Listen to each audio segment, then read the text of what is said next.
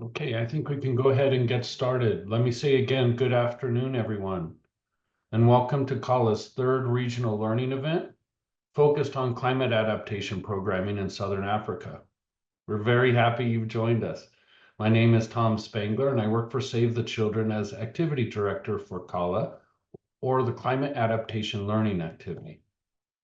Before we get started, please note that our time in plenary will be conducted in English with interpretation available in French and Portuguese.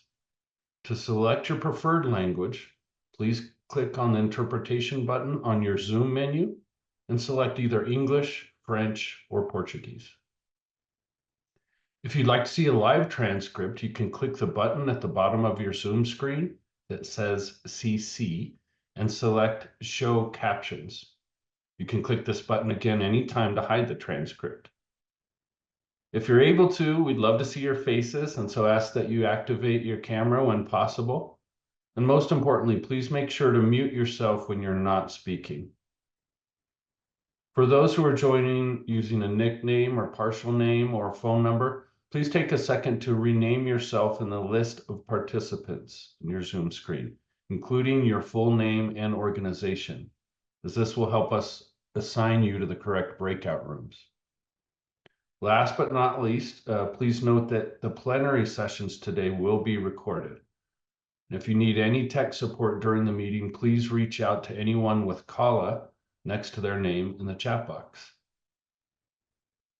With that, let me say we're very excited and very thankful that so many of you have joined us today for this third and final CALA Regional Learning event. As many of you will know, the key purpose of CALA is to support the quality and effectiveness of climate risk reduction and adaptation programs funded by the USAID Bureau for Humanitarian Assistance, or BHA. And CALA hopes to do that in a few ways. First, through the synthesis and sharing of results and lessons learned from previous climate adaptation programs implemented in humanitarian contexts. And we also look to learn about promising practices and critical knowledge gaps by facilitating practical dialogue among expert practitioners such as yourselves. So it's especially great to see this community of key actors come together today to discuss climate risk reduction and adaptation programming in Southern Africa. We hope this afternoon's sessions will be as helpful and informative for you as we expect it to be for us. As you've seen on the agenda, most of our time together will be spent in small groups so that we can have rich interactive discussions among colleagues on specific topics. We encourage all of you to stay with us throughout the event as possible, be present in conversations, and contribute to the exchange where you can. We'll begin today with a few opening remarks from a senior regional representative for USAID, followed by an overview of initial research carried out by the Institute for Development Impact, or I4DI, who has Save the Children's partner on CALA. We'll then move into smaller groups to discuss critical themes that you all pre-selected, including early warning systems, hazard monitoring and planning, climate resilient livelihoods, and natural resource management, with a focus on water resource management and nature-based solutions. Within each of these discussion groups, we hope you'll also share your insights on certain cross-cutting topics, including the engagement of women and youth in climate risk reduction activities, and issues related to climate adaptation programming across emergency and longer-term development contexts. After these informal group discussions, we'll get back together in plenary to share key points on related themes and help us all learn more about the various contexts, challenges, and promising practices in adaptation programming throughout Southern Africa. And now it's my pleasure to introduce Jessica Koulibaly, Southern Africa Regional Director at USAID's Bureau for Humanitarian Assistance, for a few opening remarks. Over to you, Jessica. So much, Tom, and welcome to everyone all over the world who joined us this morning and this afternoon. So good morning and good afternoon to everyone. We are so pleased to have you join us for this regional learning event on climate adaptation and risk reduction for the Southern Africa region. For those of us who've worked in Southern Africa for any period of time, we know that this region is ground zero for climate change. Just over the past few years, we've seen the devastating impacts of climate change in our region. Back in 2022 and 2023, we faced particularly severe tropical cyclone seasons due to a strong multi-year La Nina, and that brought flooding, mudslides, and other storm-related damage to the region. It's hard to forget Tropical Cyclone Freddie in 2023. It was record-breaking, crossing the entirety of the Indian Ocean and having the strongest sustained strength and making landfall a record 4 times.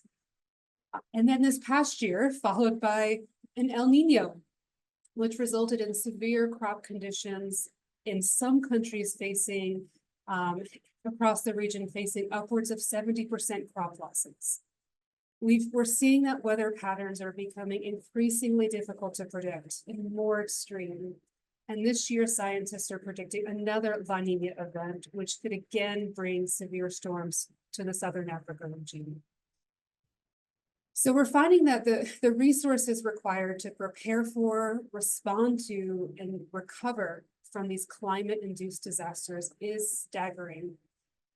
Even the governments in our region with relatively stronger social protection and disaster management systems were unable to meet the needs emanating from the El Nino disaster. And at the same time, donor funds are increasingly limited due to the uptick in humanitarian crises worldwide. And while SADC released a regional appeal, available donor resources were just very, very limited. So as US President Biden has aptly stated, we can no longer do the bare minimum to address climate change. This is a global existential crisis, and we'll all suffer the consequences if we fail.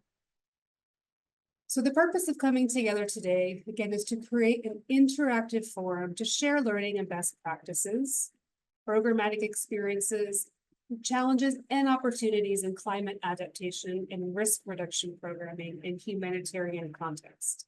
So by sharing learning from responses in the region, we really hope to improve BHA's programming to address climate-driven and effective crises in this region. I also wanted to take this opportunity to share insights into BHA's regional and global climate priorities for populations vulnerable to climate crises in this region. So in partnership with your organizations, the Bureau for Humanitarian Assistance, or BHA, is working to meet immediate life-saving needs, as well as strengthen early recovery, risk reduction, and resilience against the impacts of climate change that continue to compound existing challenges in this region. So our Bureau prioritizes humanitarian assistance through locally led and equitable climate actions for households, communities, and systems. And this includes building and strengthening end-to-end early warning systems that utilize impact-based forecasting and that equitably reach the most vulnerable and last-mile populations to better withstand the impacts of climate change. So you'll see on the first slide here, that BHA really has a long-standing history of standing in solidarity with people affected by climate and weather crises, as well as complex emergencies. As the single largest humanitarian donor, the US government provided nearly $15 billion in humanitarian assistance last year. And this was to address the life-saving needs for those most vulnerable to emergencies, and that includes climate-related disasters. BHA's climate work is largely implemented through our long-standing disaster risk reduction, or DRR, activities and investments in early warning systems, as well as our investments in strengthening local capacity and resilience programming to address increased climate hazard risks. And all of this aligns with USAID's climate strategy and the priorities of President Biden's emergency plan for adaptation and resilience, which is a whole of US government effort launched in 2021 to help more than 500 million people in developing countries adapt to and manage the impacts of climate change. Our work also aligns with and contributes to several key guiding international frameworks, And that includes this Sendai framework for DRR and the UN Secretary General's Early Warning for All initiative. The goal of our climate work, again, is to catalyze humanitarian assistance through locally led and equitable climate action, which centers on strong community engagement and involvement to address climate-related disasters. So to achieve that goal, we employ a two-pronged approach that focuses on two things. One, promoting local actors as leaders in responding to climate change and identifying their own solutions. And number two, to leverage our partnerships within the humanitarian architecture to ensure that communities receive the necessary support to sustainably adapt to climate change. And we recognize that our efforts here at USAID will only be effective if they're truly inclusive and ensure that those who have been marginalized or disempowered have a central role in planning and decision-making around climate action. So that's why our agency's climate strategy commits us to equitable and ambitious climate action, not only in what we do, but how we do it, both in terms of our programming and in our internal operations. You can move to the next slide, please. So BHA's climate work can be summarized into 4 priority categories that highlight where our current and future events, our current and future efforts, are implemented and how they help to achieve US government and USAID climate objectives. In the first category, we build our DRR programs to work with communities to reduce climate risks and to enable adaptation to climate change, such as supporting climate-smart agriculture and nature-based solutions. And as you can see in our approaches that weave between all of these categories, BHA continues to promote locally led solutions, again, and localizations that are inclusive and have equitable approaches. We'll also use mechanisms that support innovation and bring new ideas through partnerships with non-governmental organizations, with local government and small and medium enterprises.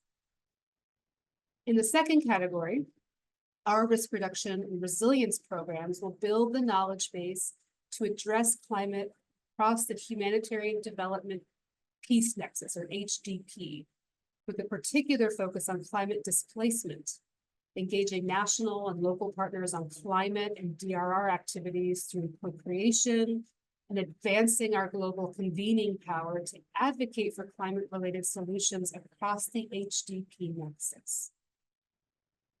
In the third priority area, we will build on decades of experience in climate early warning systems to enable early action at the local, national, and international levels and advance climate services that focus on disaster risk reduction.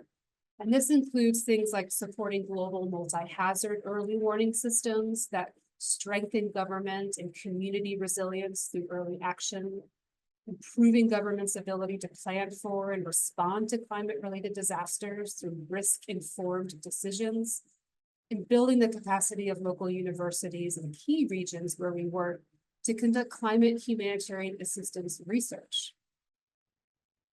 And the last area, we work with partners to advance climate resiliency and lower greenhouse gas emissions through humanitarian supply chains. So for example, through our logistics and supply chain experts in our headquarters in Washington, we are working with multilateral partners in the Joint Initiative for Sustainability in Humanitarian Supply Chains to reduce plastic waste and increase the climate readiness of life-saving distributions of food and non-food items.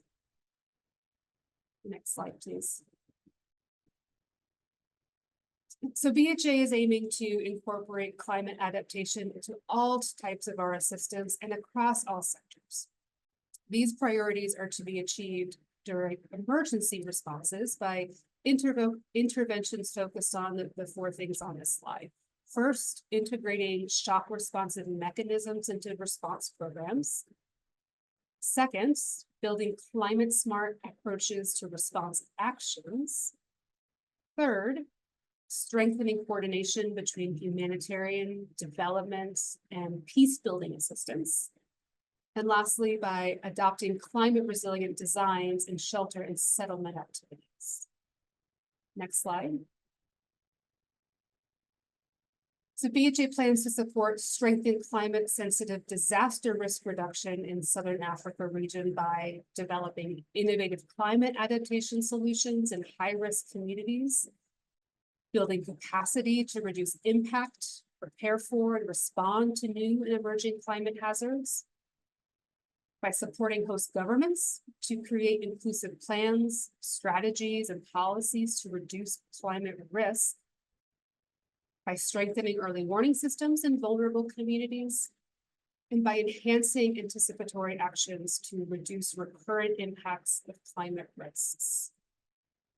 So to conclude, to advance these priority efforts, we are very, very pleased to be partnering with the Climate Adaptation Learning Activity, or the CALA activity, to further strengthen our collective knowledge and learning and develop a strong evidence base to advance our climate programming in humanitarian context. And your participation today in this event is a big part of this effort. So I want to thank you again for joining us this morning, this afternoon.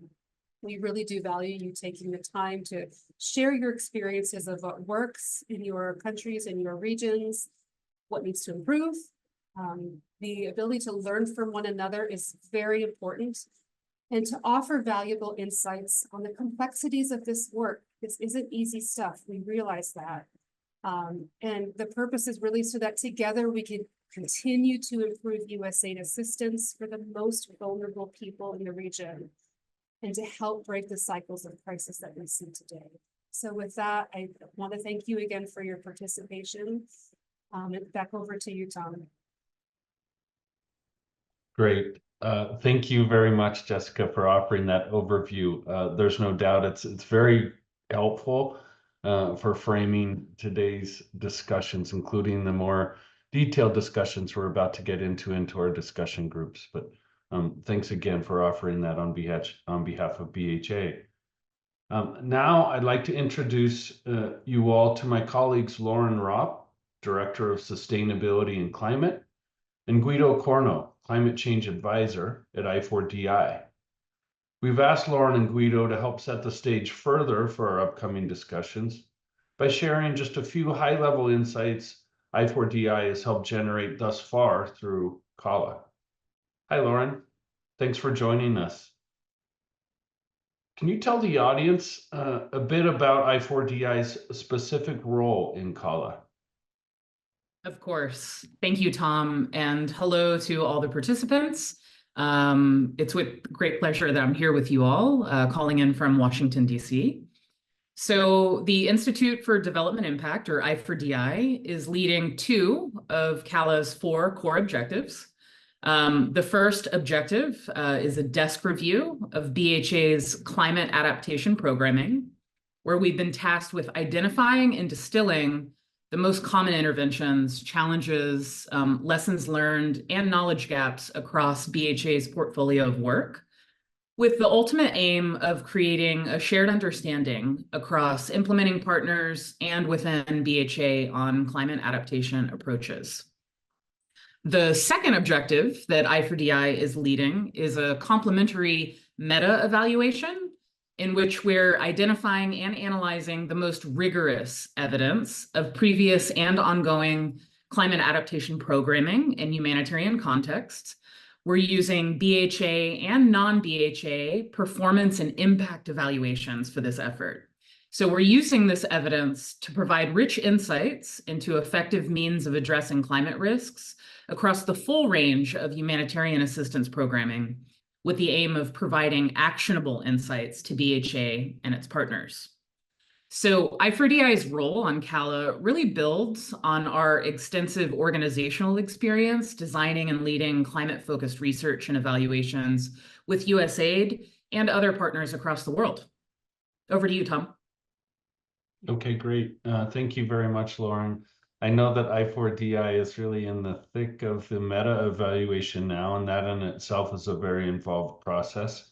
I was hoping that taking a look back at the desk review, which again is mostly completed now, that there are many detailed steps involved in a desk review of this scope. Could you just give an outline of the process and key objectives specifically for the desk review that I4DI carried out for CALA? Sure. And as you're alluding to, Tom, the desk review process was quite extensive, but the overall approach we took consisted of 4 key components or phases, as you can see on the slide. So we started with an inception phase where we identified our, quote, research corpus, or what we often refer to as CALA's universe of references for the desk review. So this inception, it involves screening and analyzing BHA and non-BHA program documents, primarily program reports. We started out with about 4,000 documents and screened those down to 197 final references that contained the most relevant and useful content for further analysis. Next, after establishing this universe of references, we developed a thematic framework in collaboration with USAID and in consultation with colleagues representing ProWash Scale, Gaia, implementing partners, and others. Developing this thematic framework was a critical step in that it allowed us to reach consensus on priority programmatic and cross-cutting themes for focused learning and systematic analysis. We ultimately used this thematic framework to help us parse and organize the large amount of data we were analyzing during the desk review process. And concurrently, I4DI also developed an AI, or artificial intelligence-based model, that allowed us to harness the power of natural language processing techniques to efficiently and very accurately process thousands of pages of references. And so we used a query or a question list that we ran through this AI model to identify and process data.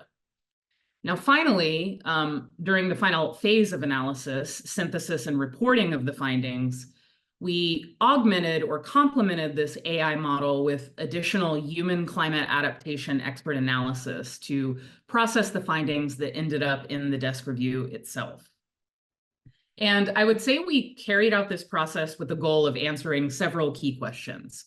So first, we wanted to know, what are the common climate adaptation interventions among BHA and its partners in both humanitarian and longer-term development context? What are the key challenges that were encountered during the implementation of these activities? And finally, what are some of the current knowledge gaps identified by practitioners engaged in climate adaptation programming? So in a nutshell, that was our process for conducting the desk review. Over to you, Tom. Great. Thank you very much, Lauren, for that very concise description of quite an extensive bit of work. Hi, Guido. We're going to turn to you now, and I've got a few questions for you focused on the findings from the desk review. Again, I know we'll give you a limited amount of time to share some of this excellent work, but could you start by telling us what were or what are some of the more common interventions implemented by partners across BHA's climate adaptation portfolio?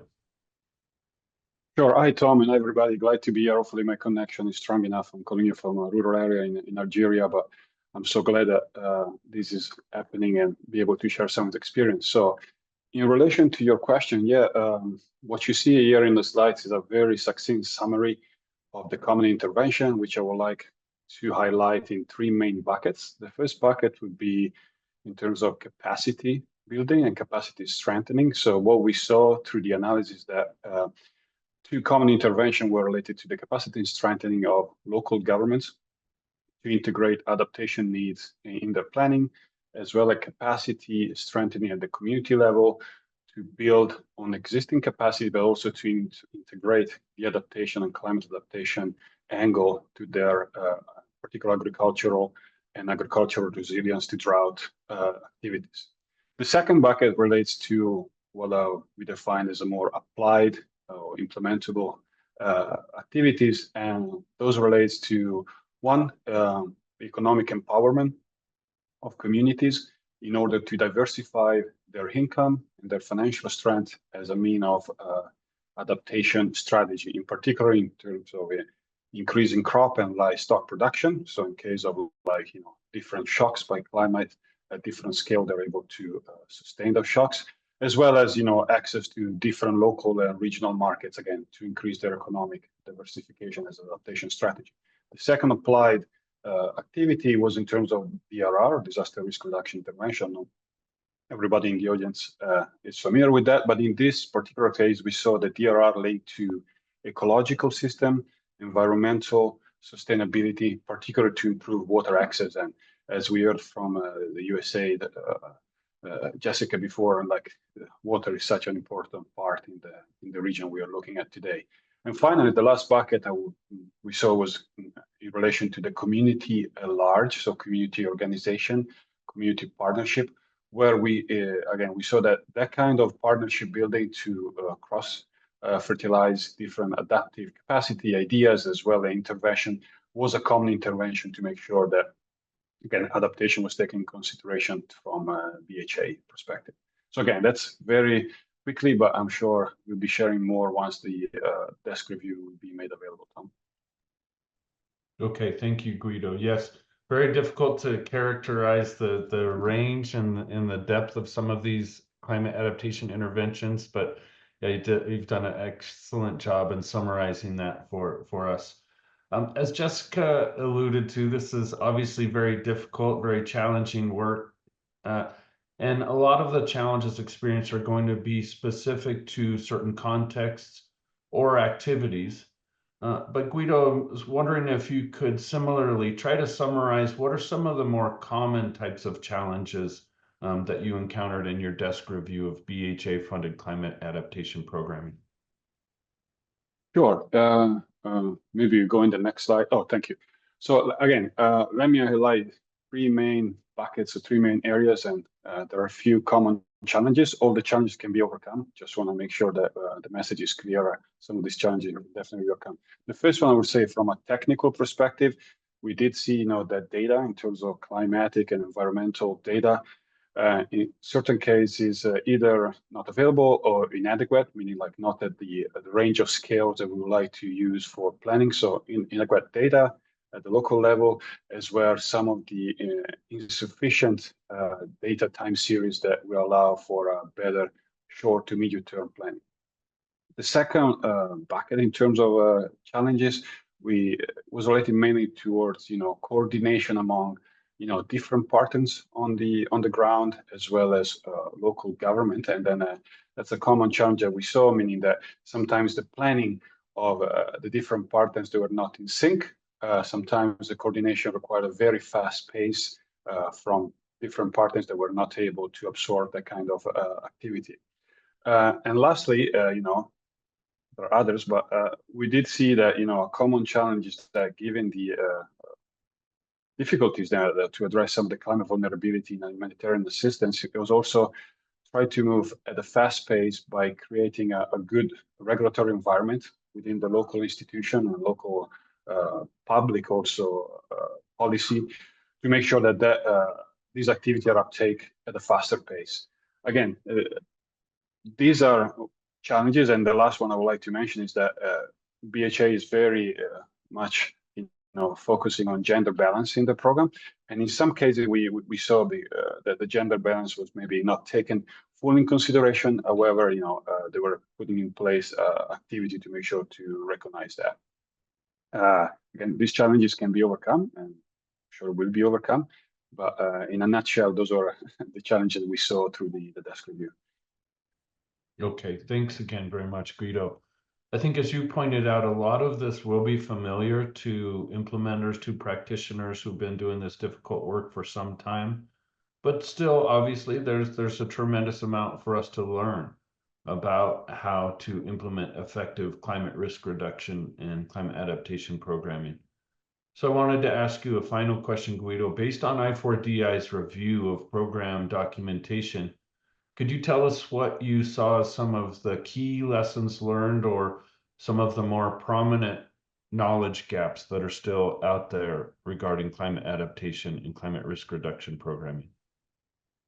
Yeah, given the time I have, let me highlight three. In this case, in terms of lessons learned, as we're sitting here, you have a huge range of different culture and different societal makeup. So I think that's one of the first lesson learned, that every community engagement has to be culture sensitive. That might take a little bit of time, but it definitely comes with a huge benefit, in terms of efficiency and effectiveness of the program. So that's the first lesson learned. Make sure that the culture sensitive environment is being taken into account. The second lesson learned that it's very important too is that we saw that linking the financial services, in particular in terms of economic empowerment, even in some cases more grants for market inclusion to enhance different livelihoods opportunities, is key and crucial, again, to diversify the adaptation option and the adaptation capacity of the individual, but enlarge also the community. So again, linking financial services, local financial services opportunities, again, another huge lesson learned that we saw in terms of the climate adaptation program by BHA.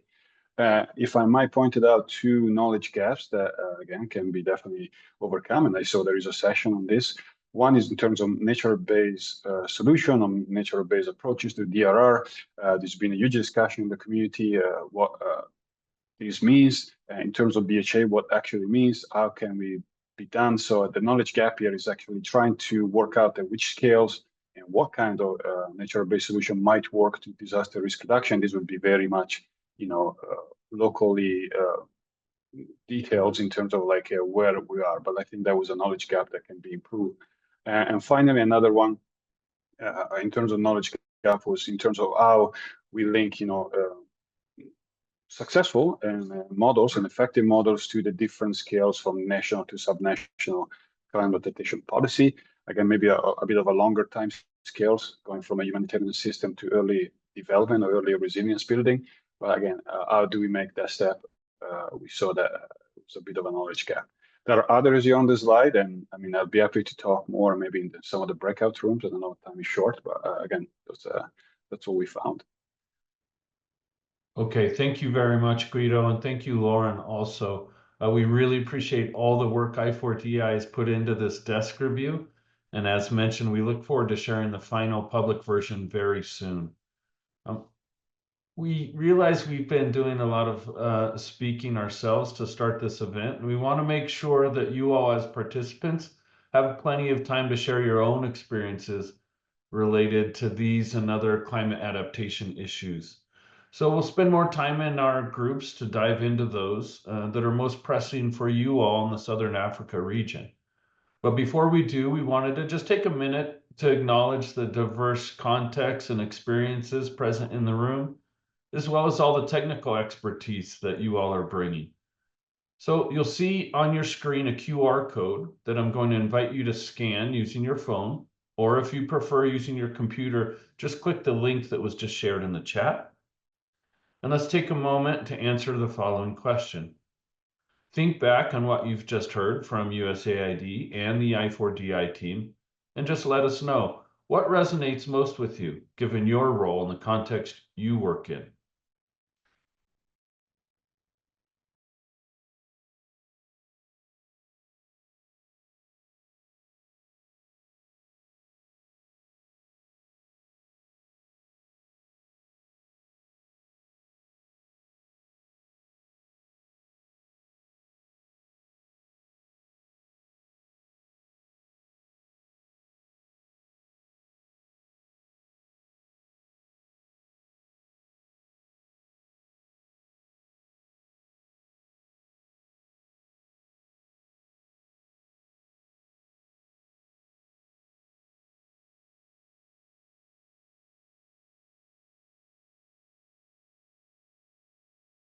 Okay, I see a lot of folks are typing. Might be some deep thoughts here, some rich input.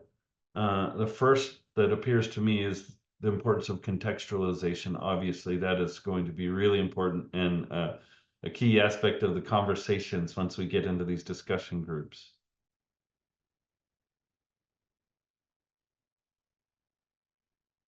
Yeah, and see coordination across sectors and stakeholders. And this is particularly crucial and especially difficult in contexts that include both emergency or humanitarian response and longer term development activities, which of course Southern Africa does. recurrent droughts and migration, specifically related to climate risk. Need for ensuring access to and application of climate data. That is something that we've come up, that we've learned again and again, not just through the documentation of the desk review, but through previous learning events that we've held for the Latin American region, as well as for East Asia and the Pacific. Cultural sensitivity, yes, it's part of the broader context. We must understand that. In particular, what we've heard quite a bit are traditional approaches, not only to early warning, but to nature-based solutions, to climate risk monitoring. So we all recognize that we can and should do perhaps a bit better job of understanding context and traditional practices as well. Okay, I see that many are still typing and encourage you to keep doing that. Please enter your thoughts. All of this is really useful for us. Coordination and insufficient funding, inclusivity and targeting. There are a few challenges and knowledge gaps wrapped up in that one, but all of them very relevant and useful. Nature-based solutions and ecosystem-based adaptation. Obviously a huge area for learning, and we hope that in that discussion group, you'll give us a bit more insight into what you're trying, what you may have learned in terms of nature-based solutions, and what are some of the prominent evidence gaps still in that area.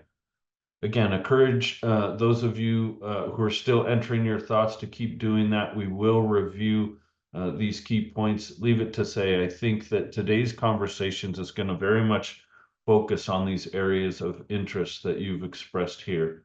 And you can tell that we're about to get in some very interesting and detailed conversations. As a reminder, during the registration, you all selected a discussion group to join from 3 options, including climate resilient livelihoods, in which we'll be talking about both on and off farm or non-farm livelihoods, early warning systems, hazard monitoring and planning, and natural resource management, but again, with a focus on water resource management and nature-based solutions. In each room, a facilitator will help guide what we hope will be an honest, open, and rich conversation. Together, we'll discuss and identify promising practices that you've experienced in the region, as well as some of your own specific challenges you're facing in the climate adaptation and climate risk reduction activities you're involved in. In just a moment, you'll be sent to the breakout room that you've selected at registration. If you haven't selected one yet, there will be an option to select your own in just a moment. And we've solicited or had the help of interpreters across each of these languages in accordance with your language preference that you expressed during the registration.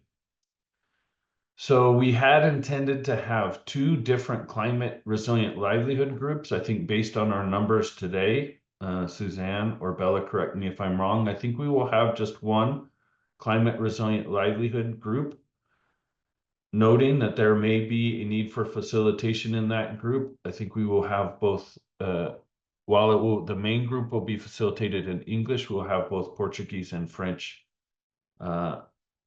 interpretation in that room. So please do not join any breakout room if you'd like to stay in that main climate resilient livelihood group, because we can accommodate both Portuguese and French, I expect. For the rooms on early warning systems and natural resource management, the conversation will also be held in English, but if you prefer to participate and speak in French, an interpreter will be present in the room to support you simultaneously. Again, if you didn't select a topic at registration, you're free to join the room of your choice.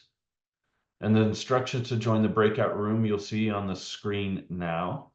But if you have any issues, Suzanne will help you get to the right room. And we'll stay in our groups for the next couple of hours. We will have a break in the middle, but we wanted to give you all plenty of time with your facilitators to have what, again, we hope will be an informal but in-depth conversation that you yourselves will drive. So thanks again for joining us. We wish you well in your discussion groups, and I'll pass it over to you, Bella and Suzanne, for the transition.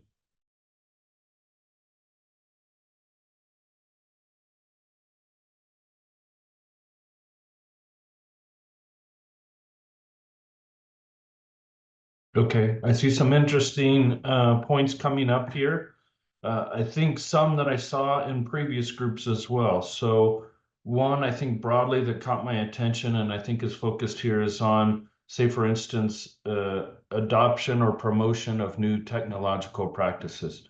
So that could have to do not only with information technology and use of mobile phones in particular, but also new agricultural technologies. And I think obviously, that's an issue that we need to pay attention to from the outset, not as an afterthought. That also intersects somewhat in a conversation that I heard with generational differences and gender differences in terms of access to and use of information technology. So that clearly differs broadly among women and men in many groups, but also among older generations and younger generations.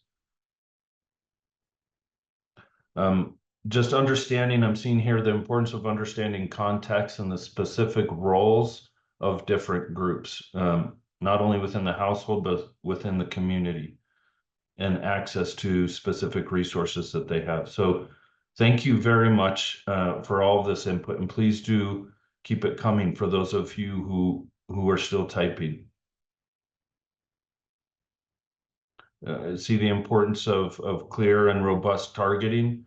Obviously, that is supported by monitoring and evaluation, our monitoring systems to really understand who are these most vulnerable groups, what types of services are they most in need of, and what are their obstacles to giving those.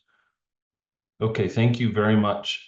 Let's go on to our next cross-cutting question, which again, I know did come up in some of the discussion groups, but we'd like to hear your thoughts again because it's so important. And we want in plenary all of you to see what others are thinking. What key factors enable integrated support? And again, I've replaced climate resilient livelihoods with climate risk reduction and adaptation. So broadly, what key factors enable integrated support for climate risk reduction and adaptation across humanitarian and longer-term development contexts? I saw that many of you noted the challenges in your discussion groups. If you could re-identify or restate some of those here, that would be helpful for the group.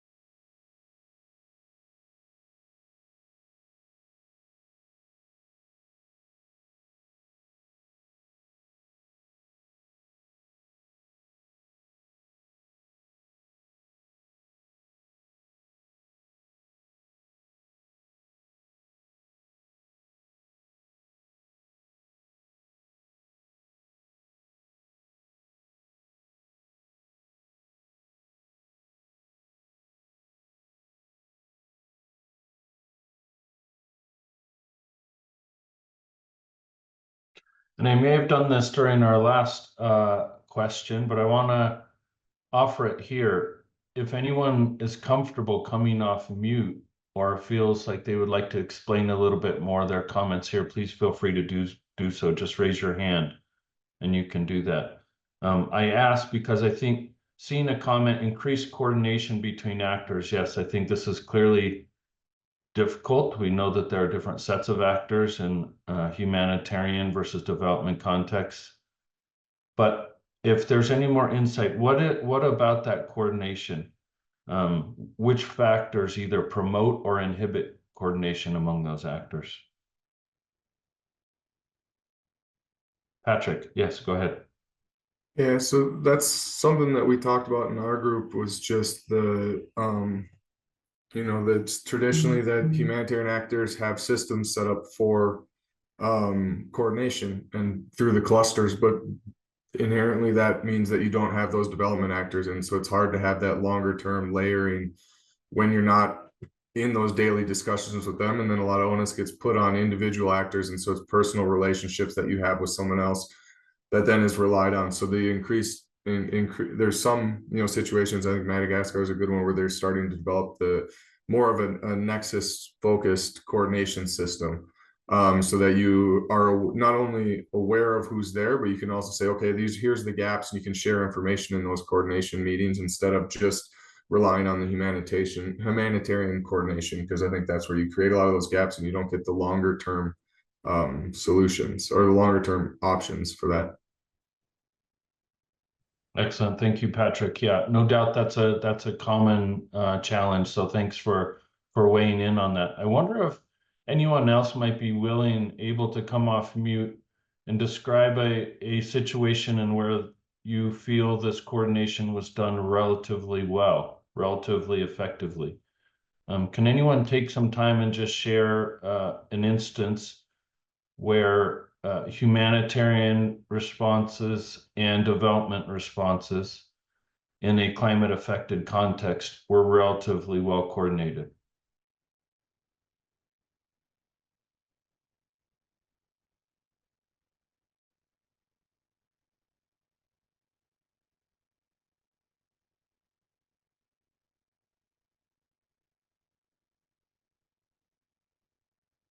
Okay, no volunteers yet, although I think, you know, in our discussion groups, we got into a bit more depth in terms of how individual projects are trying to do this. I do see a useful comment here, just achieving a common understanding of where recovery, risk reduction, and resilience activities merge and best complement one another.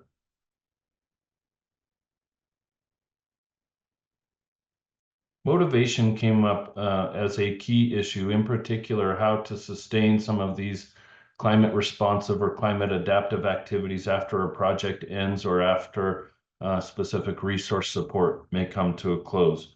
So that is another key factor, obviously, is maintaining that motivation, but also access to necessary resources.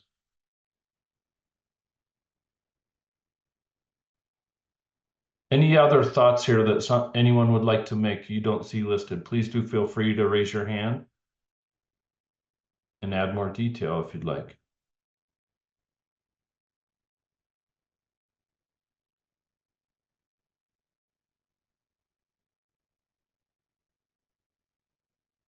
I understand, I appreciate this point too about the typical sequencing of how we describe this, and as though it's a continuum from humanitarian to development. Obviously, that's not always the case. Reality is much more complicated, and I think it's a good point that we might need to rethink this in certain cases. Okay. These are all super helpful. If you have additional thoughts, particularly on these cross-cutting issues, please do share them, and you can share them in the chat. But in the interest of time, we'll move ahead. Please don't close your AHA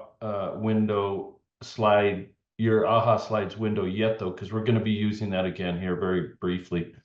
As we mentioned initially, identifying these knowledge gaps, what we don't know, is really going to help us as a community, and CALA in particular, in developing our ultimate deliverable, which will be a learning agenda that hopefully we can use collectively in designing our own research, our own monitoring activities, so that we can fill in some of these gaps in evidence that we have right now.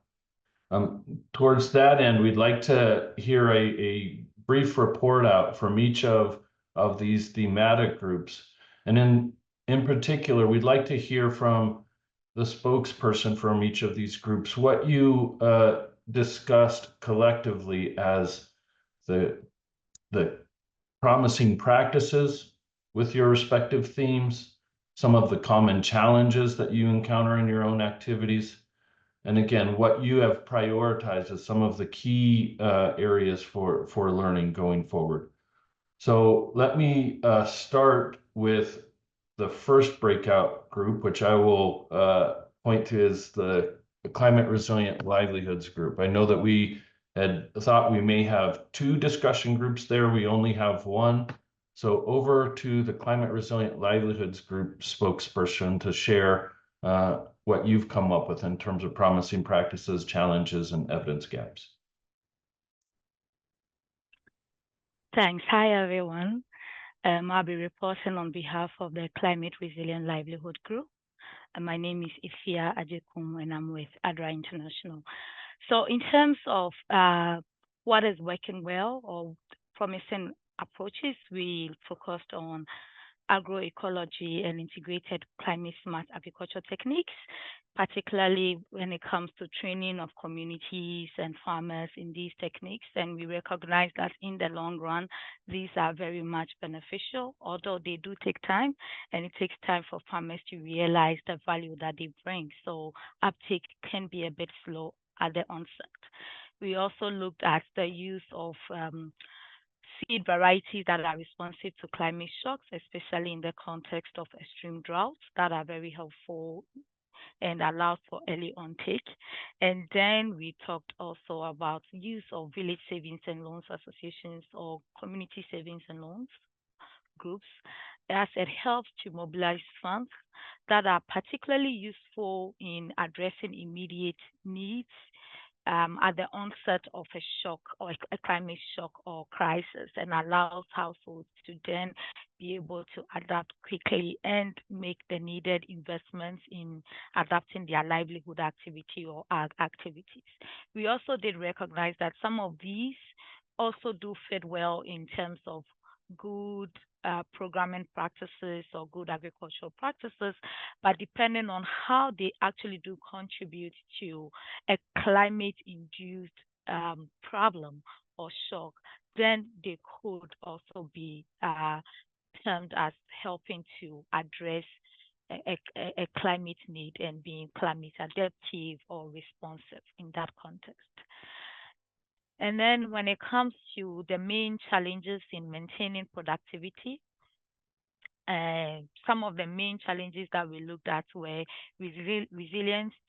resistance to change from community members, and a lot of heavy emphasis on investment that is required. Most of these climate adaptive techniques and practices for livelihood improvements can be a bit heavy on the investment side, and that can already become a huge burden for some of these households that are mainly poor, vulnerable, trying to adapt to different contexts. And so there's a lot of resistance in that way, and also to something that is new, that is not the tradition or the norm that they are used to doing. Also, conventional agriculture remains one of the most systemic models that are adopted and used by governments, markets, and individuals. So generally, the climate and the environment calls for a lot of conventional agricultural methods, a lot of heavy emphasis on maize. Maize is the way to go. Governments are promoting maize. There are subsidies for maize production. There are a lot of incentives for some of the traditional methods of production. And so you'd realize that it makes it a bit difficult to change or pivot. If a farmer decides to go into small grains, for example, or some of the traditional grains that they know work but have low productivity, even where do you sell it? That's one of the questions we raised, because the government might just be buying maize or be more open to maize. So there is this trade-off. It's a benefit, and then there's the risk of what the government, what the communities, what the market is asking for versus what is adaptive to the constraints that is being faced. And so where do you then invest if you are looking to feed your household, if you're looking to make money, but the one that will allow you to do that is probably not the one that the market is targeted, and all of the nuances around that. And then we also looked at incentives for climate resilient livelihood options. and that are limited. And we said a lot of the incentives are for conventional agriculture, fertilizer, seeds, and education that are focused on conventional agriculture and conventional value chains. And so there is not a lot of room or incentive to look at what is new, what is working, thinking outside the box and making those investments, and even allowing households to also pivot towards that direction. And then in terms of the evidence gaps that we looked at, one of the key things we talked about was the tools and capacities that implementing partners have to go outside the area of implementation to observe what is working and to make informed changes, especially to support communities to adapt appropriately. And this is in the context of promoting one activity that is faced with chronic shocks or stresses in the area of climate, and what else can be done, and do we have room to do that, especially in the emergency context, for example. So and one of the things we said is that yes, there is vulnerability to rainfall. However, households also have some connection to their ag activities for food production, but even the assets of owning a land is something bigger. So you can say do without, but we can expand, we can diversify, we can add on. And that flexibility, have we had room to discuss that enough and to really understand what else works, especially in the area of non-farm and even going into off-farm that can complement some of the activities that are heavy climate reliant and so more susceptible to some of these shocks that are experienced. And then we also talked about being afraid to move out of our comfort zone. Even when a community is agro-based, we want to think and continue to support that, and it doesn't allow us to think outside the box and say, what else can work? What else can we look at? And then lastly, we said relay structures that allows for extension of knowledge, especially structures like lead farmers, farmer to farmer lead approaches that helps communities to own their approaches and hold themselves accountable for their own improvements, for their own gains, for their own adaptations. So in summary, these were the key areas that came up from our group that we discussed collectively. Thank you, and over. Oh, thank you, Afia. That's super helpful. You did a great job of sharing a lot of detail from your group. And I think, we can say pretty surely that I think a lot of people would have been interested in attending more than one discussion group. We made you choose, so we really do appreciate you getting into that discussion on climate resilient livelihoods. And here's where we want to stop. And for those that were in your group, and for those that were not, what are your reactions? What are your responses to what Afia has just shared? Is there anything that you would like to add as or emphasize as a promising practice or important challenge or evidence gap for climate resilient livelihoods? I'll give you just a moment to react to what Afia has just shared from her discussion group.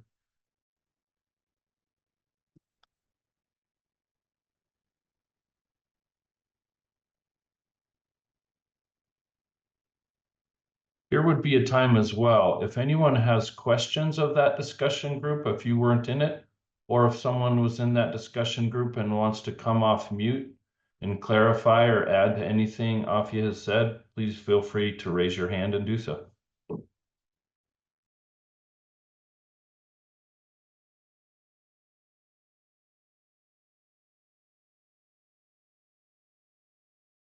Okay, not a lot of typing now. That's quite all right. Afia, thanks again and to your group for offering that detail. And we've captured this in the notes as well. So maybe we'll move to the next group. And here I'm going to turn to the discussion group that was focused on early warning systems and hazard mapping and planning. I think Moira is offered to volunteer key promising practices, challenges, and evidence gaps from her group. So over to you, Moira. Thank you. Greetings, colleagues. So I just wanted to put a disclaimer that I'm from Adra, Zimbabwe. So Afi and I didn't plan to present. It's just mere coincidence.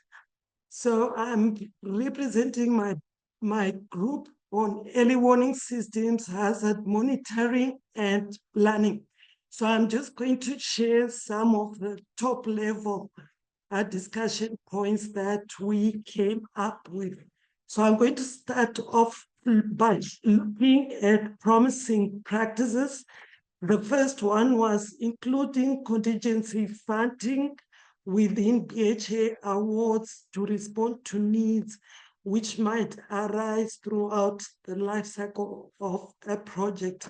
And here we had given an example of how we had a project where we're supposed to provide seed to beneficiaries who have been affected by the El Nino drought. So this is how this recommendation came about. Then the second one is community-led early warning systems using simple tools, reading of for example, reading of vegetation to assess availability of moisture or water content in the land and to take early actions such as watering. And then community agents are equipped with simple props and vegetation health status is assessed prior to identifying triggers for water need.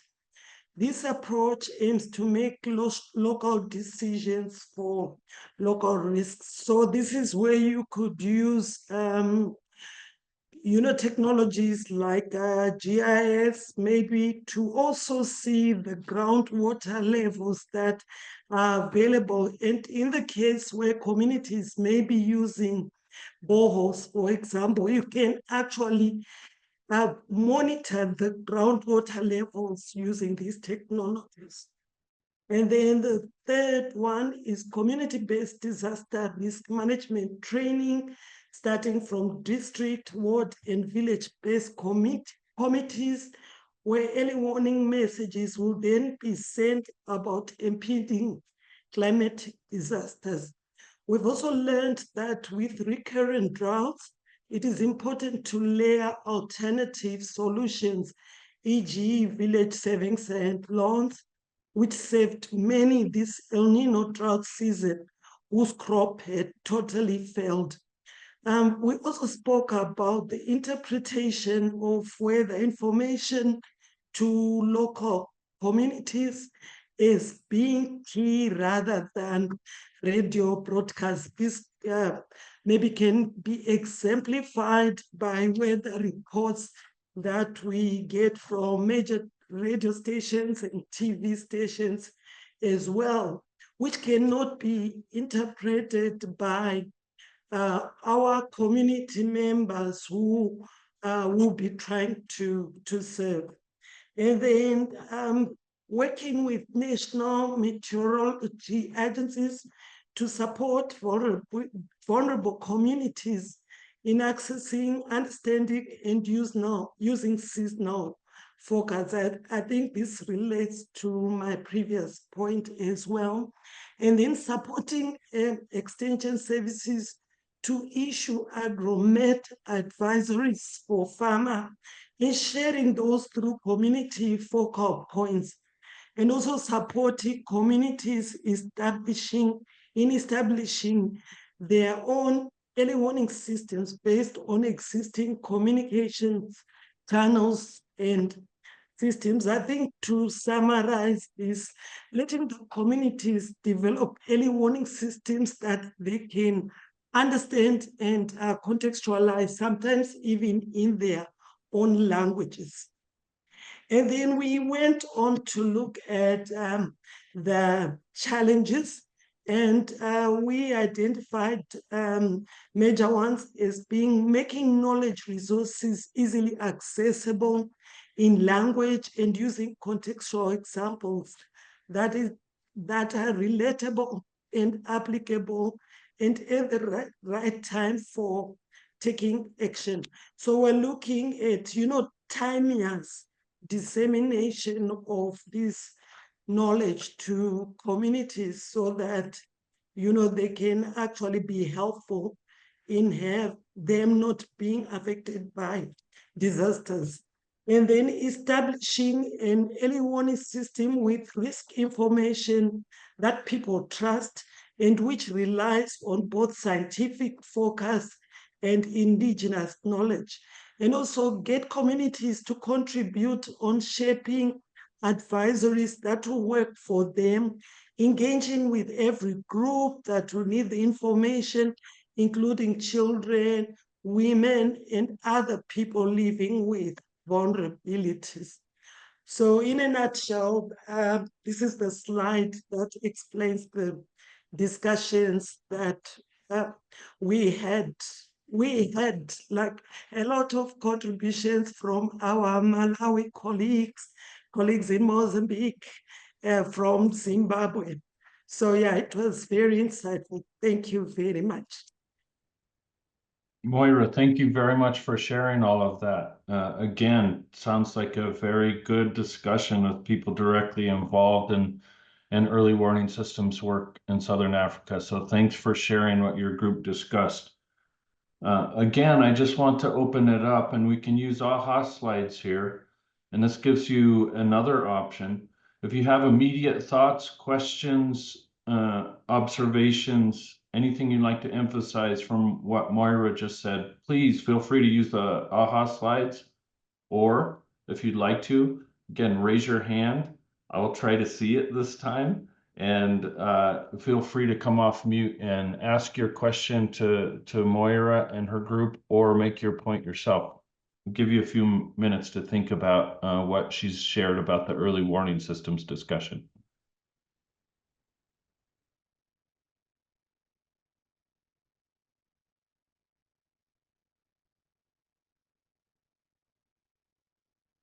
Tess, I do see a comment from you as well in the chat about a potential data resource. So you included, do feel free to come off mute and pose your question if you'd like. Great, excuse me, thank you for that. Yeah, it was just really in response to thinking about low-cost sensors and monitoring. And I'm aware of this weather station network that operates in quite a few countries now.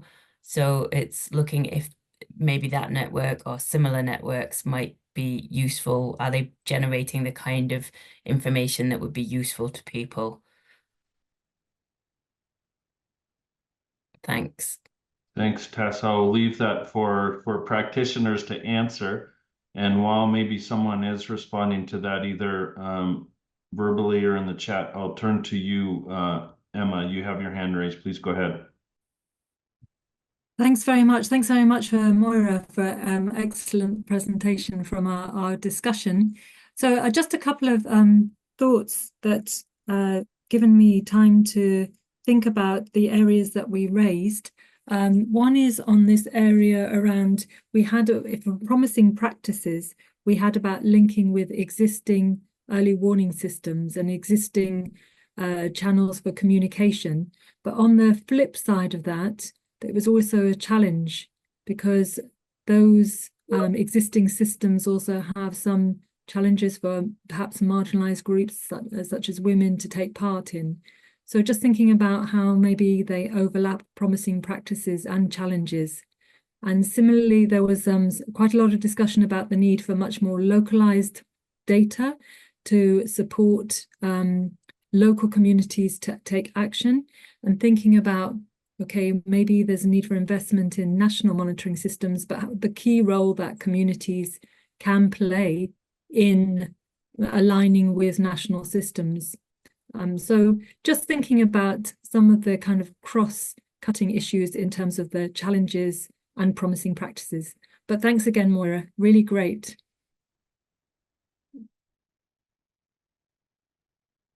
Agreed, Moira. And thanks for weighing in from your perspective, Emma.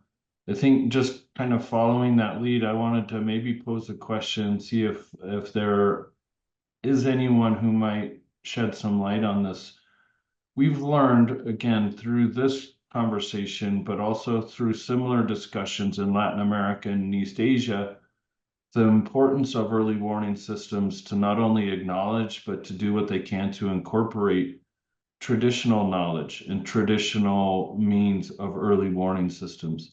I think this is uniformly in need. I just wanted to ask again, if anyone in this group has an example to share where that has been done, or where an activity is currently trying to do that, to really incorporate traditional climate-specific understanding and knowledge into project monitoring or design or implementation.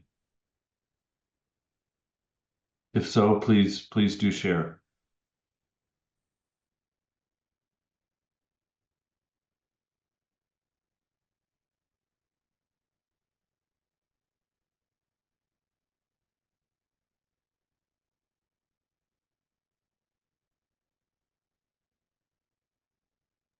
Yes, may I go ahead to share?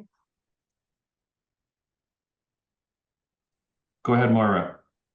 Yes, so mine is not an example of a project-specific experience, but I know with the Meteorological Services Department in Zimbabwe, before they do the yearly rainfall forecast, they actually go and engage local leaders and local people out in the rural areas to maybe for them to share what they'll be seeing from indigenous knowledge perspective about what the rainfall season will be like. So when they actually then share the weather forecast with stakeholders, they triangulate that information with scientific knowledge. And it's almost always correct. But the challenge with indigenous knowledge systems sometimes is that they are not documented. So you find that most of the generation who are knowledgeable on it are either very old and cannot share, and the younger generation don't have so much knowledge of what the older generation knew. So that's the challenge that we are having with indigenous knowledge systems. Thank you, and over. Thank you for offering that really important point in terms of the obstacles to actually maintaining and applying that traditional knowledge, but also good insight into how a process may contribute to that. Just these regular points of communication between those developing more technologically based information early warning systems and those that have that traditional knowledge. So thank you very much for offering that. Understand again this point and appreciate it, the question of reach, that those early warning systems often don't get to those who might best apply that information in advance. Also noted before, just this very important point that someone's added here in terms of the timing or the sequence with which we tend to approach early warning systems, and that may the information for that or our use of that may need to be extended over a longer period.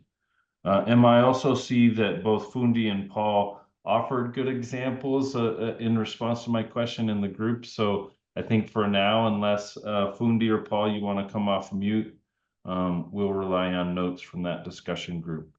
Are there any other points, questions related to early warning systems before we move on?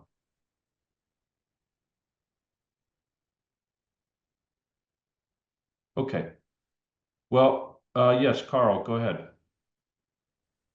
Yeah, no, speaking from very recent experience with, I wanted to push back a little bit or just kind of comment on how, even in the United States this past weekend, quite a lot of our what have become assumed communications failed, especially via cell phone.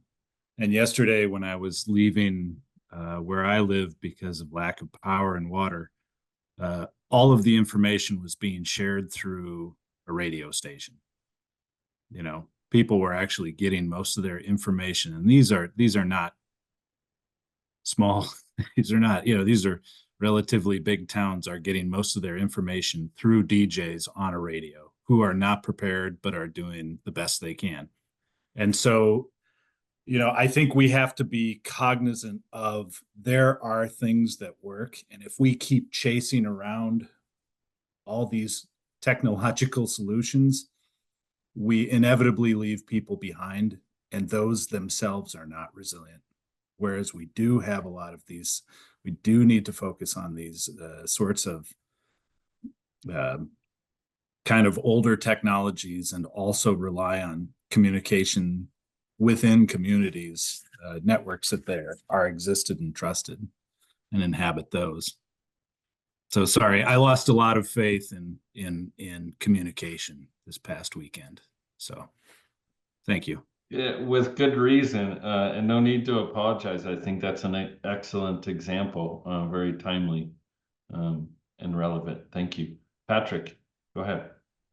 No, I was just gonna mention on that same point that that's the importance of layering things, right? So not overly relying on one form of communication, right? So like when you're building in early warning systems and stuff like that, you can't focus on sending things through telephone or sending things through an application or something like that, but you have to make sure that it's multiple ways of communicating, so that if you do lose a form of communication, there's another one to go there, or so that maybe one group of people likes to get their information, or is more comfortable getting information through one method, and then but another group wants to get it from another.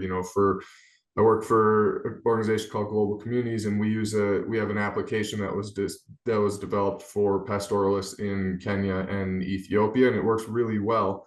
But that might not work everywhere, and it doesn't work for all of the pastoralists, especially when you have communication issues or the internet goes down. So really just, I understand the idea of and I fully agree with the idea of relying on traditional and less technological heavy systems. But I also don't think you should just let them go. It's just, like I said, they just need, I think things just need to be layered on top of each other, so that you're covering as many ways as you can to get information out there. Understood. And yeah, excellent point. That layering as a characteristic is critical for building resilience into these systems, which, Carl, you point out in many instances are not climate resilient themselves, these information systems. So thank you very much. Yeah, see the point about thinking in terms of access issues for those with disabilities as well. Very good point. I see the comment here about utilizing citizen science. I know, again, this is enabled largely by information technology, and is a good avenue to think of as part of that layering that you talk about. So thank you very much for that.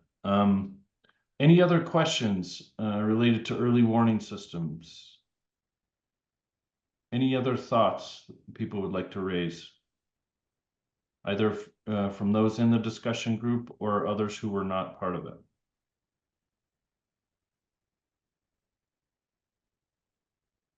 Patrick, yes, go ahead. Sorry, I just had one last comment, and I think that it came up a lot in our group.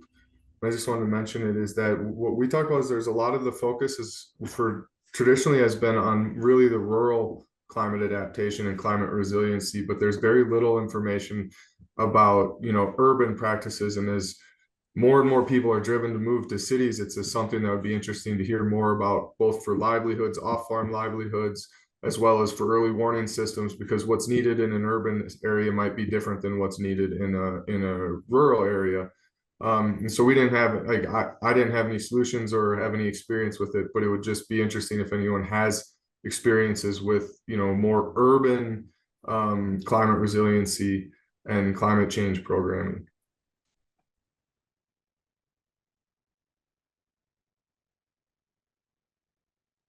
Very good point. Yeah, I would encourage anyone with that perspective to weigh in as well. I will just say that, yeah, we are aware that there are some very critical differences there. So I4DI has looked into consolidating whatever knowledge we can on urban climate risk reduction and adaptation programming through the desk review. Admittedly, in the documentation going back the last several years, there's not as much on urban climate adaptation programming. I think that's due both to BHA's portfolio, which was the main focus of our desk review, not the sole focus, but also just because of the very rapid evolution of climate adaptation programming itself. What we have seen and heard in discussions, including in Latin America and East Asia, is yeah, there are some specific considerations. I think extreme heat is something that we heard about for those in urban environments as a increasing risk. The appropriateness of shelters, including urban informal shelters or settlements, and their exposure to climate risk, including landslides, flooding, again, as I said, heat, a specific issue that's of concern in urban areas.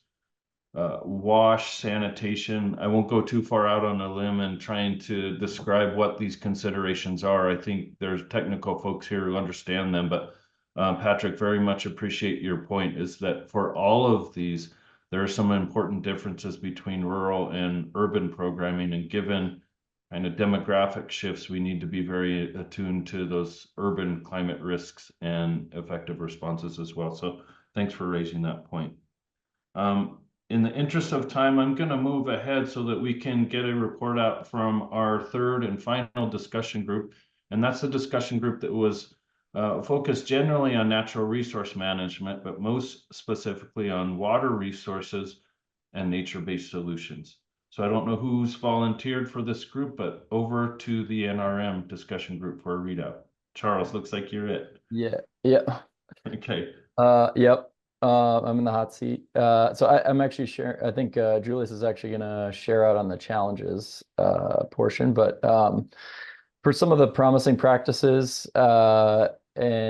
we had a discussion around quite a diverse set of I think potential interventions that could be considered IWRM or nature-based solutions. And just I thought it might be helpful we kind of framed the discussion with a bit of a definition around what a nature-based solution is, using the IUCN definition, which is usually what I think within BHA we've been referring to as well, which is actions to protect, sustainably manage, and restore natural and modified ecosystems in ways that address societal challenges effectively and adaptively, simultaneously providing human well-being and biodiversity benefits. So it's a fairly broad definition. So I think a lot of potential activities could fall under that.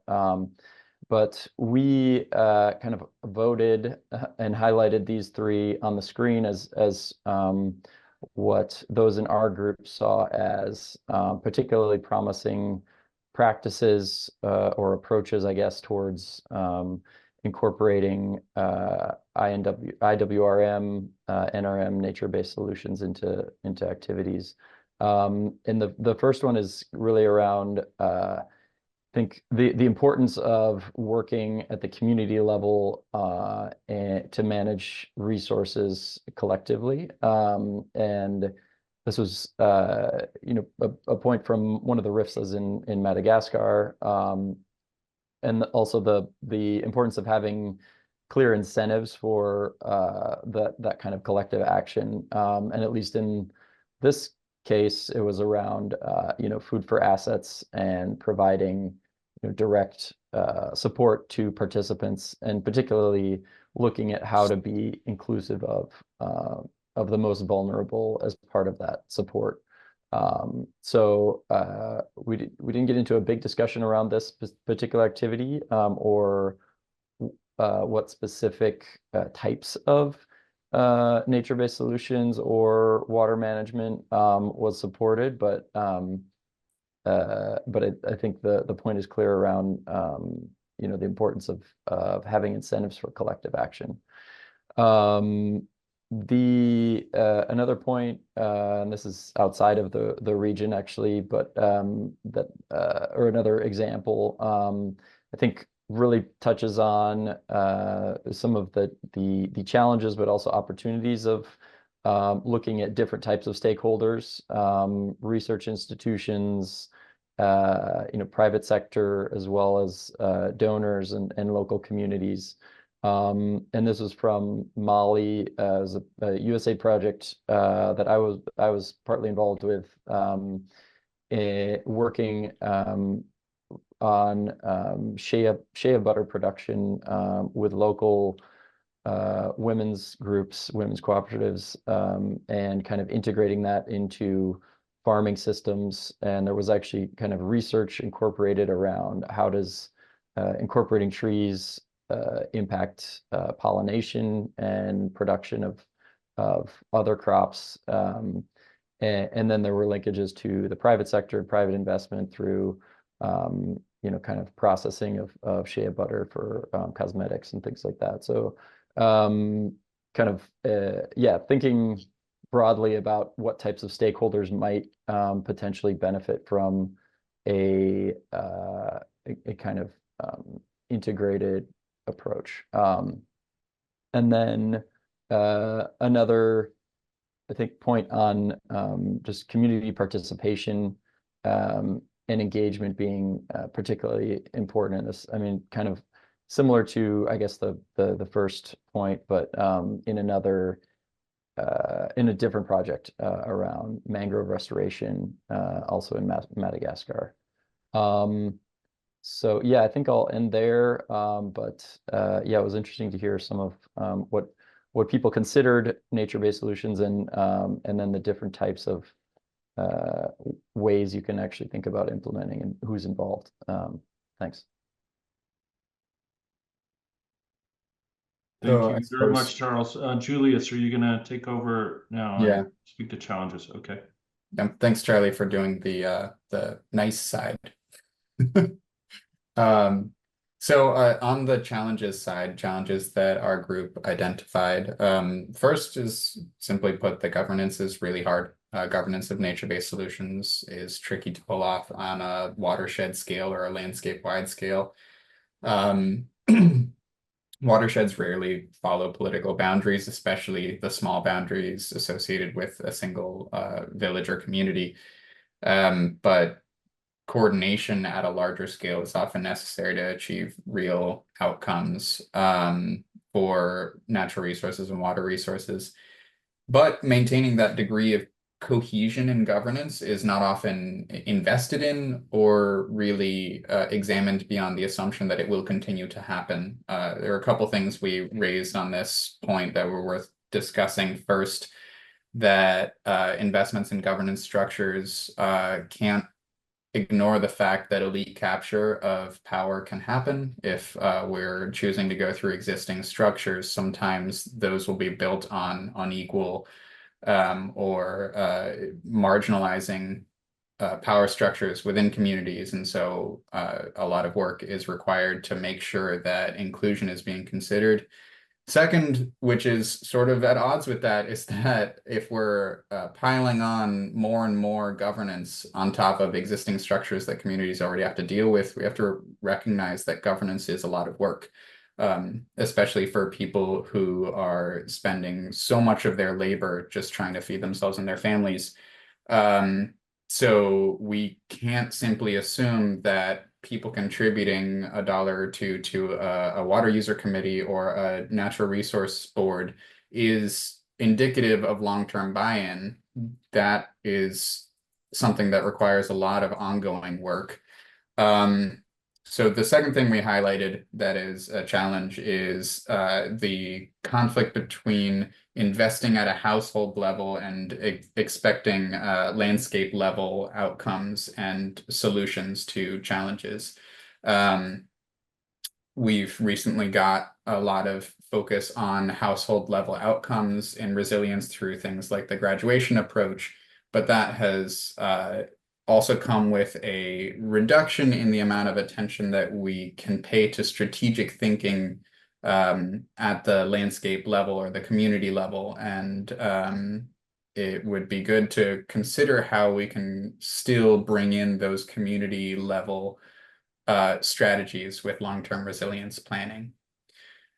And the final challenge category we talked about was the issue with long-term sustainability of assets created for nature-based solutions. Long-term maintenance, we really can't assume it's going to happen unless there are clear financial returns on various time frames. So short-term, medium term, and long-term for the people participating in the labor. Their labor is worth something. It's worth a lot to them. And we can't assume that that labor is going to be done for pure virtue. It has to return something to them. So those are the biggest challenges that we discussed. There were others, but those are the ones we decided to read out on. Thank you both, and I would say those challenges are plenty big. I'm sure everyone feels them. And you know what's interesting to me in terms of this sharing, and the same as the other groups, is some of the threads that can be drawn between them, right? So I think underscoring the importance of incentives, motivation, access to resources. Obviously, that's important for water resource management, and the Climate Resilient Livelihoods group was focusing on that issue as well. I think how to really access and involve community members from the outset. Clearly, that's important for nature-based solutions. We heard how that's critical for early warning systems and hazard planning as well. So some of these common threads that are coming across, I think the governance issue certainly is one that applies to all three, including, as you pointed out, those instances where climate risk reduction or adaptation activities necessarily span across geographic borders and different municipal or subnational authorities. Very difficult challenge, very common one, and thanks for highlighting that for the rest of the group. Let's take a minute again now just to go to these AHA slides, see if any that were in your group or any who were not in your group have any questions or points they'd like to add specific to water resource management and nature-based solutions as an avenue for climate risk reduction and adaptation. So any thoughts, please enter those here and or feel free to raise your hand and come off mute and speak to it yourself.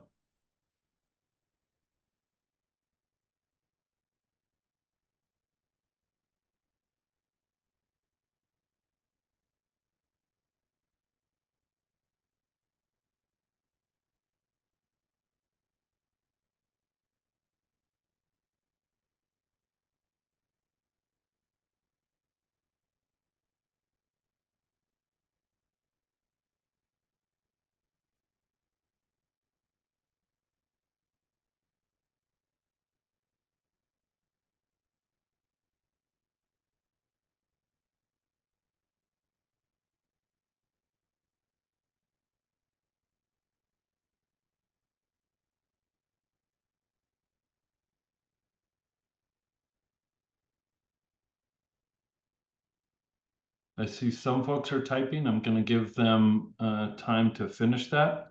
Again, if there's anyone who would like to just state their point or pose their question, feel free to raise your hand and do that.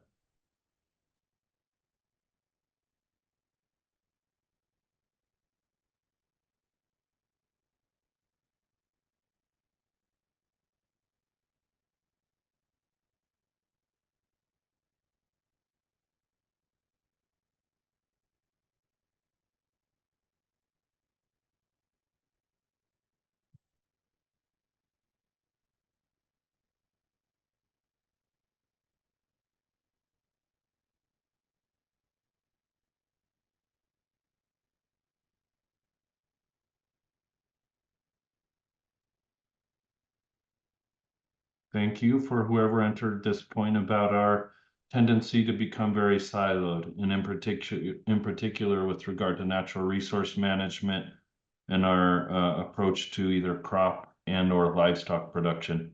Very, very relevant point. Thanks for sharing it.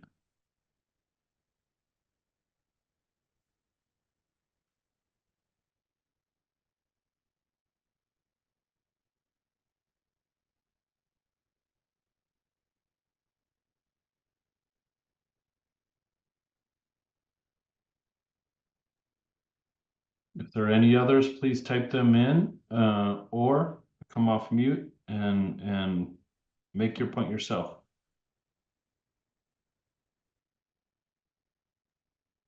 I can just react to that point that was Please. typed in there. That was definitely one that came up in our group as well. We have a tendency to think in terms of sectors, whether it's on the emergency or the develop along the continuum from emergency to development, and working to break down those barriers, whether it's among technical advisors or projects or the type of funding, can be very challenging. So I think, yeah, that's a shared challenge and maybe a shared hope for the group that we had. Very much. Thanks for sharing it. Narita, I think your hand was raised first, then I see Carl and Tim next. Narita, go ahead. Oh, thanks. It's Nick Dexter. I'd just like to make a point about the governance being an obstacle to implementation of nature-based solutions because of the time that it takes to get it going or the effort. But just a quote from the FMNR, the Farmer Managed Natural Regeneration manual that was produced by Tony Ronaldo, and it's just quickly, it says, from a very small beginning, with only a few land users brave enough to turn their backs on tradition, the practice of nurturing tree stumps into mature trees spread. Over the next 20 years, FMNR grew from person to person in Niger to cover over 5 million hectares, equating to around 200 million trees. Satellite data from 2016 shows this type of land management being used across over 6 million hectares. From 1984 to 2004, average tree density rose from just 4 trees per hectare to over 40. As normal farming practice exchanged clear for dirty fields scattered with trees, crop yields increased. So it's just that there's evidence-based. It's a big success story of how a technology, a really simple technology that is easy to replicate, was what resonated with community is just spread with very minimal effort. Thank you. No, I appreciate that example because I think it highlights a couple of things. One, that obviously it was community focused on what was most feasible there, that had the built-in motivation to do it. And obviously it took some time, right, to spread over that course of 20 years to realize that kind of landscape level advancement. So thank you very much for sharing that example. Carl, I think you were next. Please go ahead. Oh, sorry, can you hear me? Two things for like the agriculture, and we often find that people's response to climate adaptation is a really blunt axe that they'll say, okay, we're going to increase irrigation or irrigation schemes. And, there's limited assessment, if at all, of what are your groundwater resources. How much can the environment take this? Where are you going to get these resources from? How are you going to capture that water? And I think that's something that's always a risk in agriculture that we try to, recognize and push back on, because it's easy. It seems easy to say, oh, we'll irrigate, but then often also that irrigation is done in a way that's not, I know we were talking to people in Zimbabwe on one TDY, and you know, I said, "How much water do you apply to the soil?" And it was a very sandy soil, and the lady said, "We keep pouring it on there until the soil glistens." Until the soil almost had puddles on top. And you know, it's really, you know, thinking through, can we sustain our use of water resources carte blanche without thinking about some of these, you know, these other ecosystem services. And then just as an addition to Nick's point about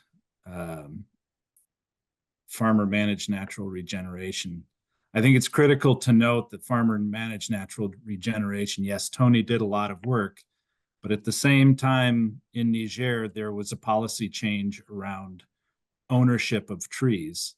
And, you know, prior to, I want to say the early 90s, the government owned any trees in Niger. So if you let a tree grow up in your field, it belonged to the government. So people would cut the trees down as quick as they came up. So it's you know, I think it's critical to remember that these things are still very structural and still very determined by, you know, laws and policies that support or constrain some of their adoption. Thank you.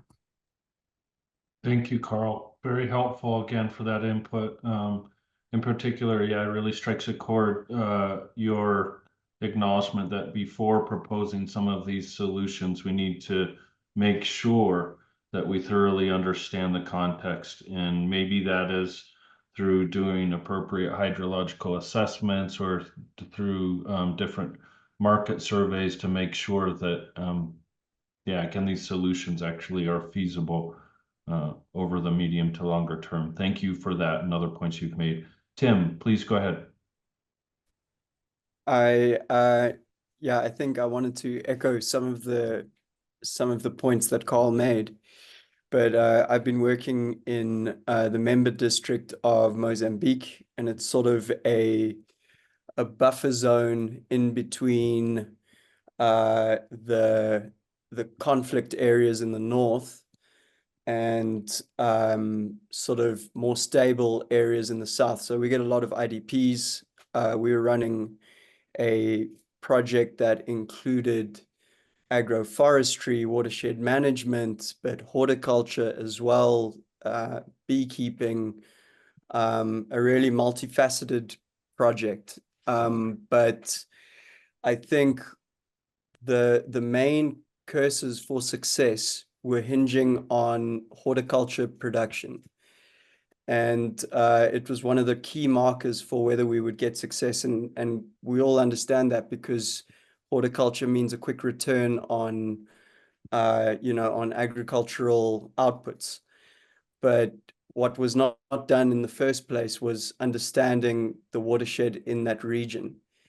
And unbeknownst to us, we were dealing with an extremely saline aquifer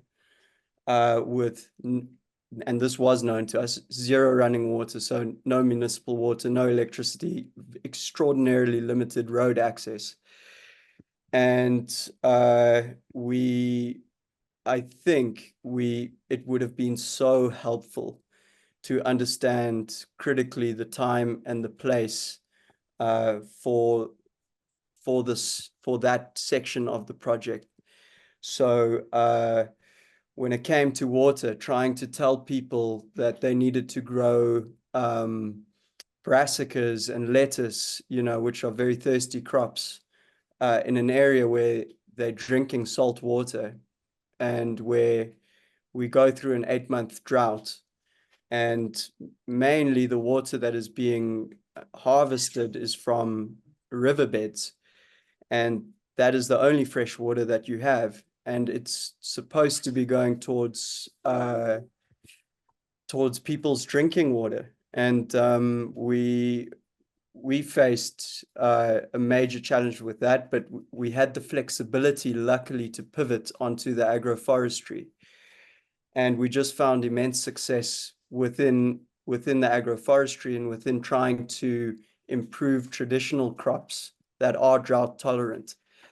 And yeah, that was my main point. And I think the structure of the project was great because we were able to have the flexibility to move and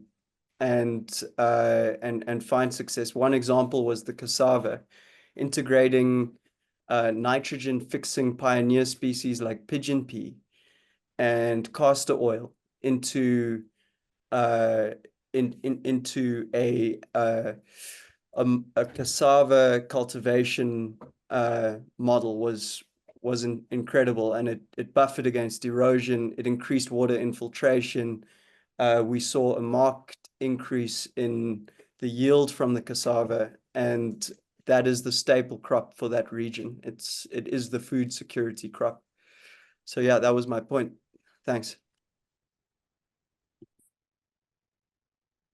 Thank you very much, Tim. I saw other people nodding and acknowledging that, yeah, you're not alone in having experienced this challenge. So thanks for sharing that. Julius, I believe you are next. Paul, I see your hand raised after Julius. Please go ahead. Yeah, I wanted to reflect a little bit on the point Nick made about governance and FMNR. And there was one thing you said specifically, Nick, that you wanted to talk about the concept of governance as a barrier to nature-based solutions implementation. I think I just wanted to say that I don't view governance as a barrier to implementing it at all. It's just actually part and parcel with the notion of doing nature-based solutions. You can't do nature-based solutions without governance being part of it. And there are some cases like farmer-managed natural regeneration where you find that a lot of that governance is baked into the activity itself. And that's, I think, what we want to highlight, that we want more solutions that are centered around traditional practices, that are centered around things that build on communities' work in the way that it works for them. And part of that involves taking a hard look at the macro components of the social side of those investments, like Carl said, and thinking about what are the policies that are holding this practice back? What are the social investments that can be done to remove barriers to governance happening organically? And we don't have all the answers on that front. And that I think was a big part of what our group highlighted as the challenge, that we need to understand better how to make governance a natural part of implementing these nature-based solutions. Over to you, Tom, and probably Paul. Okay, thank you very much, Julius. We do appreciate that kind of added context on some of those issues. So thanks for sharing it. Yes, Paul, over to you. Yeah, thank you. So I just wanted to, yeah, echo what the other colleagues have said, but I think I'll just come again with a comment that come, I think, from the other group in terms of, I think, data gaps. I think what has been shared mostly here is due to some of the data gaps that are present in most of the Southern African countries. Because for someone to make those informed decisions, I think you need data to come up with maybe some of those predictions. For example, you would find here a catchment, a big catchment that is not gauged. And for you maybe to come up maybe with the river flows that maybe you can simulate in terms of how much water should be abstracted for irrigation. It is not possible. That's why I think some of the projects are being done without maybe thorough assessments, resulting to maybe doing injustice to some of the natural resources that are around. So maybe the programs or some of the designs, they should also maybe consider programming some of the funds to gauging some of the catchments or the watersheds in some of the African countries, to ensure that maybe we do have and fill those data gaps to make those informed decisions further on. Thank you, and over. Great. Thank you, Paul. I was watching as you were speaking, thumbs being raised. Yeah, signals of support for what you were saying, your suggestion. So thanks for raising that. Obviously, others feel the same way. do appreciate you coming off mute to describe that. I am mindful of time, and I understand why we could continue this conversation. It's getting late in your day, so we want to thank everyone who's contributed both in the groups and in plenary to this very useful and interesting conversation. We do want to ask you, please, to stay tuned in terms of today's event, because we'll be sharing both the recordings and a written learning brief from this event in the coming days. We've got a lot of good input and feedback from you all, so it will take some days to get it together, but we will be sharing this both for you, but also so that you can share it with colleagues of yours who may have been interested and unable to attend. We'll ask you also, please bookmark the CALA webpage on the FSN network, because you're going to be seeing some other resources that hopefully will be useful to you as well. Those include the Climate Adaptation Programming Desk Review, which will be finalized and posted soon, followed by the Meta Evaluation Report. As we mentioned earlier on, I4DI is involved in going through performance and impact evaluations right now, and will soon have some representative evidence to share in the form of a meta evaluation report. Finally, we will take all that we've learned from you here today and from your colleagues in Latin America and East Asia and the Pacific, combine that with our desk review and meta evaluation findings, and develop a collective learning agenda for climate adaptation programming. So we will come back to you with hopefully some resources, some products that reflect your expertise, your input, but also is useful for you going forward. Before you leave today, we want to ask you finally to fill out a very short event evaluation, and this will help get your feedback on what went well today, what might be improved for future events like this that we facilitate. Finally, let me again say thank you to everyone for participating. Special thanks to Jessica for offering the remarks on the USAID strategy for Southern Africa, and to the volunteer facilitators that help guide these very helpful discussions. We really appreciate your expertise and your time. So thanks again, and have a good rest of your day. Bye.